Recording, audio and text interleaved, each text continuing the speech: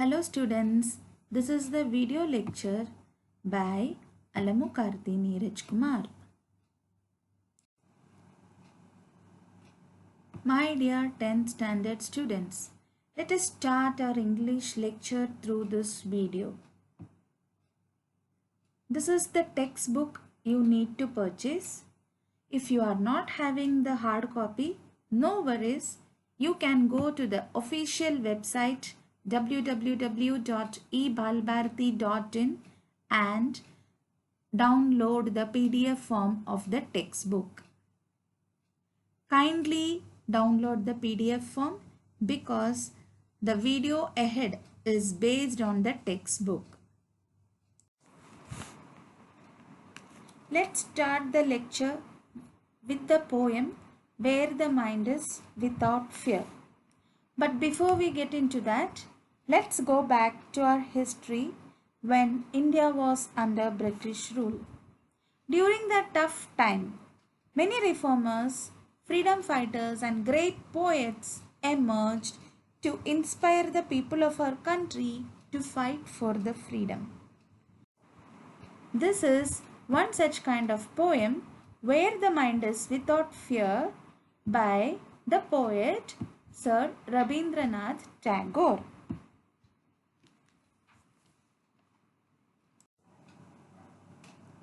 Before getting into the poem, I will brief you about the poet. The poet is Mr. Rabindranath Tagore. He is the author of the poem Geetanjali. He was the first non-European to win Nobel Prize in Literature in 1913. This poem was originally written in Bengali under the title Prarthana, which means prayer. Later, in 1911, he translated this poem in English, and that translated version, Where the Mind is Without Fear, appeared as Poem 35 in his Nobel-winning anthology, Geetanjali. Now let us learn about the poem or the central idea of the poem. The poet asks for political freedom from British, and he appeals to God for social, educational and economic freedom for people of India. Let us go for the explanation of the poem. Students, kindly read the poem from page number 3. You can pause the video, you can read the poem and come back. I have divided the poem into two, the first 6 lines and the next 5 lines. So first let me explain this first 6 lines and then I will go to the next part. So the first line, where the mind is without fear and the head is held high. Where the mind is without fear. The poet wants the countrymen to have no fear to any country or anyone. And here they should not be scared of Britishers. Because in those times we were ruled by British and we were treated like slaves. So we were scared of the Britishers. And the head is held high. That means we should have self-respect. He says these words specifically because we were not allowed to keep our head high by the Britishers. In the next line, where knowledge is free, the poet wants to say that all the countrymen should get proper education for free to understand the rights and duties towards our motherland and make it free and move ahead in the progressive path. The next line, that is, where the world has not been broken up into fragments, that is, because of this religion, caste and language, there should not be any differences and we should forget about all those things and to be united to fight against the Britishers. By narrow domestic walls, that is, this all things, religions, caste is considered as narrow-mindedness and all these things should be eradicated completely.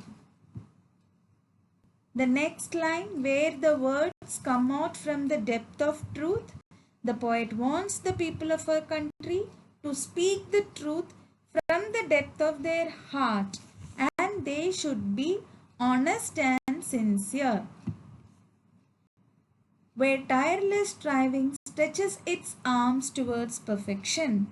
Here, the countrymen should not be tired in protecting the motherland, and they should never ever give up fighting for the freedom of the nation. Let us go for glossary or the meanings of some phrases or hard words. Head is held high. It is a phrase. The meaning of that phrase is person with self-respect. Second one, narrow domestic walls. It's again a phrase which means narrow-mindedness. Third one, knowledge is free. Education should be given to all. Fourth one, depth of truth, sincerity of heart. Fifth one, stretches its arms, aim at perfection. Next one, tireless striving. It is a collocation, and tireless striving means continuous effort and hard work. Now let us learn what is a collocation. Collocation means juxtaposition of a particular word with another word. Means these words go hand in hand. For example, fast food, pay attention. These are the examples. Such kind of words are called as collocations. Now let us go to the explanation of the second part of the poem, where the clear stream till my country awake. The poet says that the countrymen should think logically and have a clear perception like clear stream without any impurities. The river or the stream flows continuously in its path in spite of any obstacles like boulders. In the same way, the poet appeals to his countrymen to flow like a stream in the path of progress even though many obstacles arise. The poet says that clear stream of reason has not lost its way into the dreary sand of dead habit, and that dreary sand of dead habit symbolizes the superstitions and the blind faith. Clear stream indicates the thought process, and that thought process should move ahead in the path of progress. In the next line, the poet addresses the God that our minds are led forward by you to the freedom that takes us ahead to the progressive thoughts and actions. And lastly, he appeals to God that his countrymen should awake to an ideal abode of freedom with the progressive thoughts and actions. Let's go for the glossary. First word, clear. It means transparent. Second one, reason. Think logically. Third one, dreary. Depressingly dull or repetitive. Fourth one, clear stream of reason. It is a phrase which means clear thinking. Dead habits, collocation. I have already explained you what is a collocation. So, dead habit means old traditional rituals and customs that are harmful. Ever widening thought and action. It is a phrase which means broadening the outlook and action. Let us learn the figure of speech from this poem. If you are not confident in figure of speech, I will soon upload a video on figure of speech. You can go through that video and understand about the figure of speech. But now, from this poem, what are the figure of speeches used? I will briefly explain. Students, you are all very well known about the figure of speech. First, alliteration. I have given a simple explanation that the beginning letters or sounds repeat means we can say that line is alliteration. So, examples of alliteration I am giving here. Where the mind is without fear and head is held high. Here, the W sound in where and without is repeated, and also H sound in head held high is repeated. So, this line is alliteration. The next line, where the world has not been broken up into fragments. Again, you can see where and world. The W sound is repeated. So, again alliteration.